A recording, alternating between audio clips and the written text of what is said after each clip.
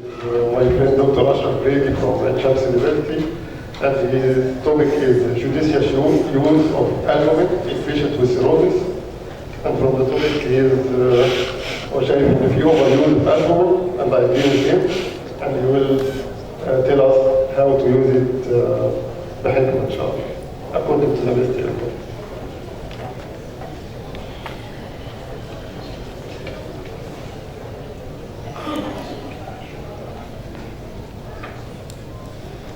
بسم الله الرحمن الرحيم. السلام عليكم. اولا احب اشكر الاستاذ دكتور محمد القصاص ودكتور محمد الكورع واللجنه المنظمه على دعوتي النهارده. The title of my talk would be Judicious Use of Albumin in Patients with Liver Cirrhosis. كلنا بنكتب في clinical practice الألبومين بيتكتب كتير سواء في الاوت بيشنت كلينكس او في المستشفيات. يا ترى بيتكتب ليه وبيتكتب ازاي؟ ويا ترى هو بيتكتب في الانديكيشنز بتاعته ولا لا؟ First, the structure of the human albumin. What's albumin? Human albumin. Albumin is a negatively charged protein sensitized by liver cells, liver hepatocytes. It is the most abundant plasma protein, about constituting more than 50%. It contains 35 cysteine residues. أنا مش هخش في الموليكولر structure of albumin, لكن هاخد بعض الحاجات المهمة جدا فيه. 34 من ال 35 cysteine residues دول are involved in internal disulfide bonds. Only one cysteine residue at position 34 is free, containing sulfhydride group, وده هيبقى ليه أهمية جامدة جدا. في الهيلثي adults في 3 types of albumin موجودين عندنا في جسمنا. أول واحد اللي هو بيكون 70 ل 80 وأكثر من 80% من الألبوم بتاع الألبوم اللي هو موجود in the existing introduced form اللي هو free containing free sulfhydride group at position 34 اللي كنا بنتكلم عليه دلوقتي. وده اسمه ميركاب ألبومين. و25% موجود in a disulfide compounds position mainly الجلوتاثيون والسيستاينين هوموسيستاينين. واقل من 5% السلفهيدرايد جروب دي والسيستاين فري سيستاين ريزيديو دي completely oxidized and irreversibly oxidized in serum in human serum. وده اسمه non-mercapped albumin type 2. الطبيعي عندنا ان mercapped albumin هو نسبته اعلى كتير من non-mercapped albumin 1 و 2. What is the function of albumin? كلنا عارفين طبعا ان الالبومين ده هو مسؤول عن maintenance of the oncotic pressure. هو المين ريجوليتور والمودريتور of the fluid distribution اللي موجودين fluid distribution among the different body compartments. وده السببين. السبب الاولاني ان هو the most abundant protein وبالتالي بيشتغل عن طريق direct osmotic effect. السبب الثاني ان هو negatively charged protein binds to the cations اللي هي mainly الصوديوم، وبالتالي كلنا عارفين ان الصوديوم ليه برضه osmotic effect وبيخلي keep the fluid دايما intravascular. وده الانكوتيك فانكشن اللي احنا عارفينه. طبعا ليه non-oncotic functions الالبومين كتير جدا. اول حاجه detoxification of toxins and drugs. توكسينز كتير جدا منها البيلروبين، منها long chain fatty acids، منها drugs also drugs زي non-steroidal anti-inflammatory drugs وwarfarin and others. وكل ده عن طريق ان الالبومين بيعمل binding وبعد كده neutralizing وبعد كده بيعمل catabolizing عن طريق لما هو بيحصل له degradation الحاجات دي بيحصل لها كمان degradation. binds and removes toxic metals زي الكوبر زي الايرون زي الكوبر زي النيكل. ليه antioxidant and scavenger effect او function. معلومه مهمه جدا ان الالبومين is the most potent antioxidant system in our bodies وده عن طريق الفري سيستاين ريزيديو. دي بتعمل scavenging لكل reactive oxygen species والفري oxygen radicals وبالتالي هنا مهم جدا جدا جدا كانتي اوكسيدنت افكت.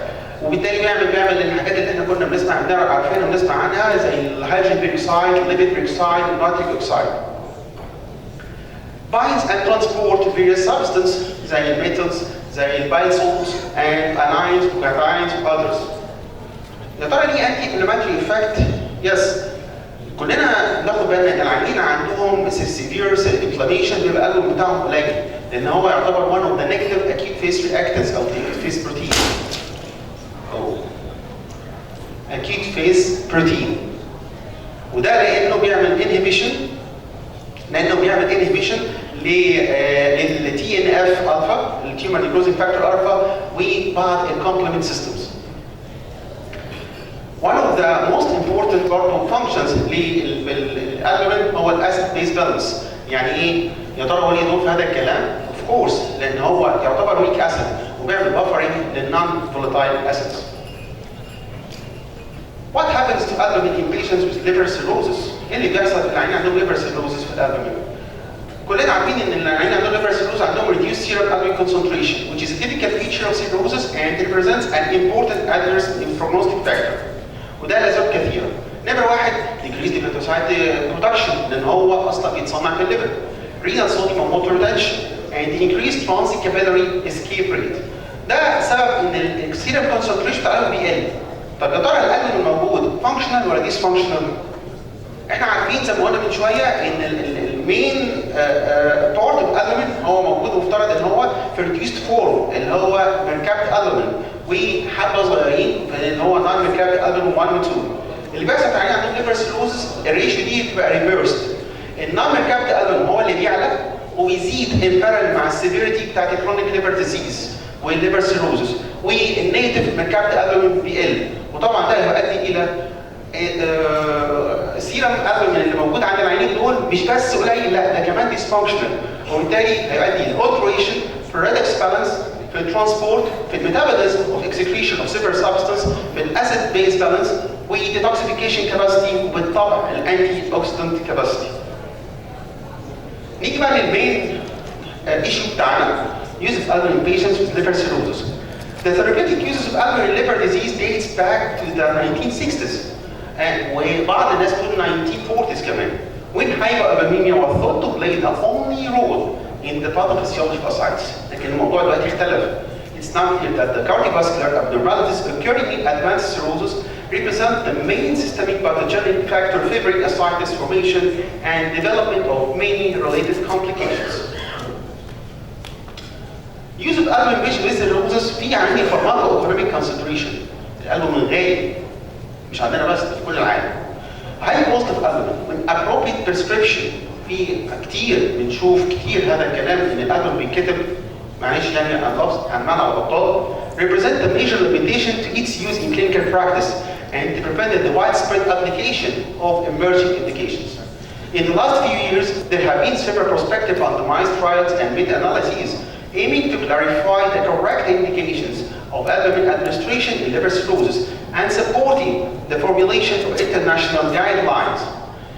Therefore, the use of albumin in liver patients according to the current guidelines لما بنمشي على guidelines هذا أدى إلى the drop in albumin consumption by about 20%. وفي بعض cost effective studies قالت إن ننزل الكلام ده up to 30 and 35%. ازاي ليه بنستخدم الالبومين؟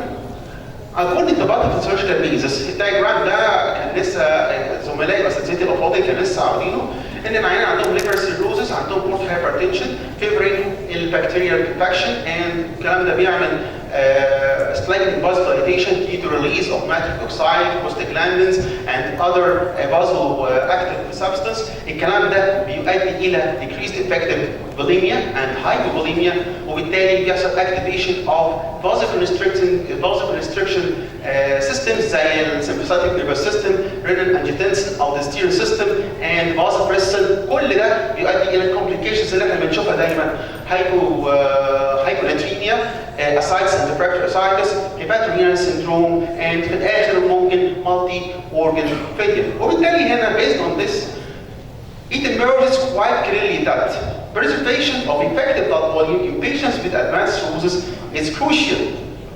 وحاجة تانية the clinical use of albumin is not only enhancing effective hypovolemia مش هو ده بس لا but also exploiting the antioxidant and scavenging activity and the immunomodulatory and anti-inflammatory activity of albumin non-oncotic functions of albumin اللي احنا كنا بنتكلم عليها من شويه وده هنشوفه في الانديكيشنز بتاعت usage of albumin دلوقتي.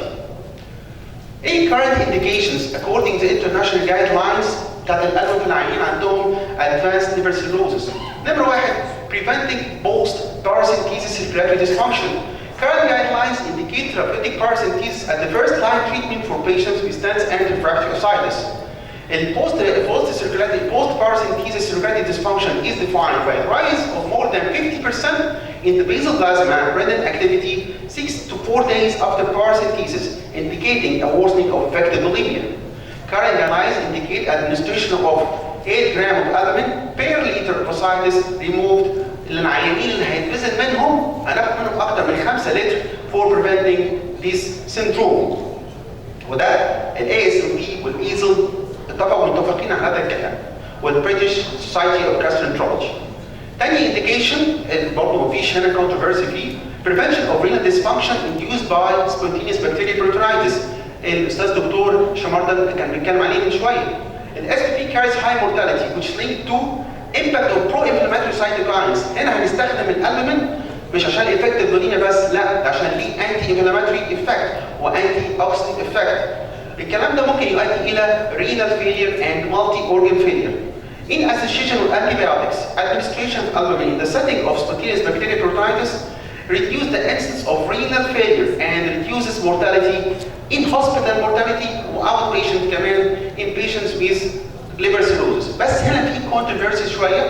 الايزل قالت عالج اي عيان بالالبومين والانتيبيوتكس في اللي عندهم SBP، ولكن ASD وبريتش سوسايتي اوف جاسترونترولوجي كانوا متحفظين شويه، قال لا هندي للعيان اللي عنده ادفانسد رينال اور ليفر سيل فيلير اللي هم مين؟ بيدروبين اكتر من 4، كيراتين اكتر من 1 ويوريا اكتر من 40. ايه دوز؟ Day 1 بناخد 1.5 كيلوغرام per kilogram given over 6 hour period.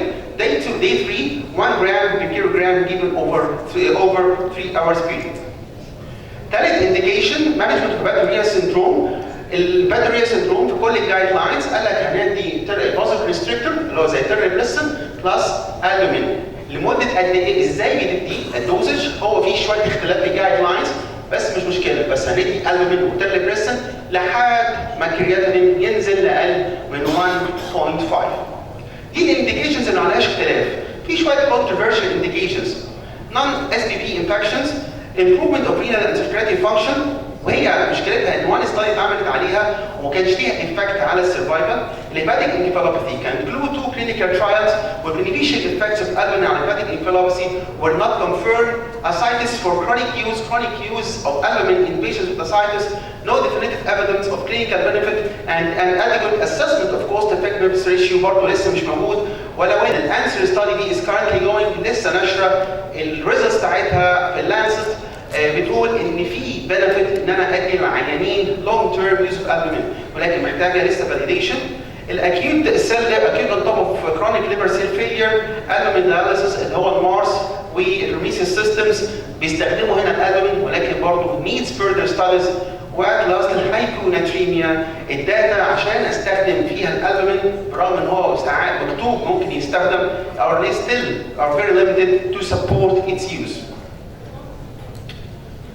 دي الانديكيشنز سواء كانت الكارد انديكيشنز او الكونتروفيرشال انديكيشنز بتاعت الالبومين، وهنلاقي استخداماته مش كلها عشان احسن الهايبوفوليميا بتاعت العيان. وبالتالي conclusion take home message. Serum albumin has oncotic or non-oncotic functions. Serum albumin concentration should not be a guide for its use. مش شرط العيان اللي عنده استنى العيان اللي هو عنده الالبومين بتاعه قليل قوي هو اللي اديله البومين، مش شرط خالص. The concentration of hyperalbuminemia per se should not be a goal. Albumin in cirrhosis undergoes a number of post-transcriptional changes. الالبومين بتاع العيانين عندهم liver cirrhosis مختلف عن العيانين اللي عندهم healthy adults that greatly impairs its non-oncotic properties. It may be the time to abandon the concept of serum albumin concentration and refer to the effective albumin concentration. The enforcement and application of clinical practice guidelines allow the appropriate treatment of patients and keeps the healthcare expenditure under control. And thank you very much.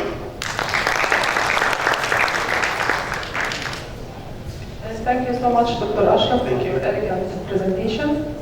Our session emphasizes on the importance to prevent cirrhosis progression rather than to treat the complication. This is the first point. The second point regarding the treatment of nosocomial peritonitis, Any patient with admitted to the hospital, actually we have to ask him 2 questions, 2 very important questions. History of admission before, or history of antibiotic intake during the last or previous 3 months.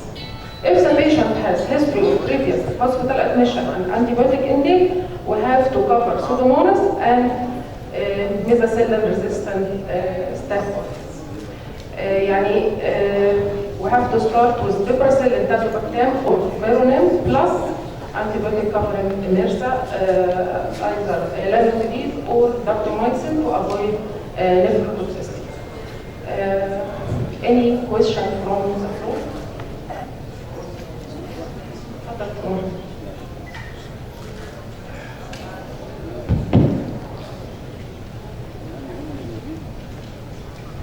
السؤال للدكتور اشرف بعد المحاضره الرائعه دي، هل في ديفرنس دكتور اشرف؟ هل في ديفرنس between the albumin infused to the patient from the kinetic pharmacokinetic point of view from the albumin يعني from the liver cell؟ حضرتك قصدك الهيومن البوم اللي بيتاخد اللي هو الصوت فيه الهيومن البوم اللي انا بديه ده هل بيختلف كفارماكوكاينيتيك عن الالبوم اللي يطلع من الليفر؟ يعني الهاف لايف بتاعه ايه؟ الهاف لايف بتاعه مش مختلف قوي، يعني النورمال هاف لايف بتاع الالبوم بتاعنا في السيركيليشن من 16 ل 18 ساعه، ولكن اوفرول هاف لايف من 12 ل 18 يوم. في فرق ما بين الالبوم في السيركيليشن والالبوم الموجود بيلف عندنا. انا اللي يهمني الالبوم موجود في السيركيليشن، لان الالبوم ممكن يكون في الماسلز، موجود في الانترستيشن بس بكميات اقل، فالالبوم اللي هيجي لك ترانسفيوزد على طول اللي موجود هنا ده الهاف لايف بتاعته مش هي 16 من 12 ل 16 ساعه فقط لا غير. عشان كده مش اللي هو مش الثاني اللي هو بتاعنا الموجود يوصل الى 18 يوم عندنا في جسمنا. ده الاختلاف، لان هو اصلا داخل على طول في السيركيليشن، وعشان كده مش لازم اقعد ادي البوم في العين، وده اللي احنا ساعات بنشوفه بيبقى في البراكتس مال براكتس. افضل ادي الالبوم في العيان بتاعه، وادي العيان بتاعي البوم لحد ما اقول يوصل ل 3 و1. مش هو ده الهدف خالص. انا بدي الالبوم عشان حاجه معينه، يا اما احسن هايبوفوليميا في عيان معين، او خايف بعد باراسيتيز، يا اما استخدمه كانتي اوكسيدنت وانتي انفلاماتوري، استخدم البروبرتيز دي بتاعته. ثانك يو.